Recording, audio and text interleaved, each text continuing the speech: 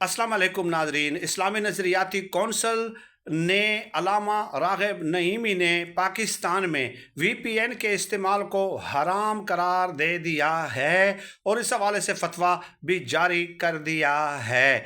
अब VPN से काम क्या लिया जाता है कि एक तो उसके बगैर इंटरनेट नहीं चलता और स्पेशली VPN ऑन किए बगैर आप ट्वीट नहीं कर सकते। इन्होंने कहा कि 2.5 करोड़ लोग रोज़ाना टोटे देखते हैं पाकिस्तान में, तो इसलिए ये हराम है।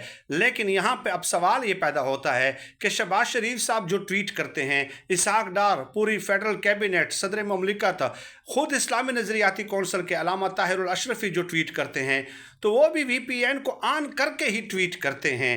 तो क्या वो आप आज से ये ट्वीट करना छोड़ देंगे? क्या इस फतवे पे वो अमल करेंगे? अगर वो नहीं करेंगे तो आम आवाम कैसे अमल करेगी? बहरहाल ये एक फतवा था, इस पे आपकी राय और कमेंट्स दरकार।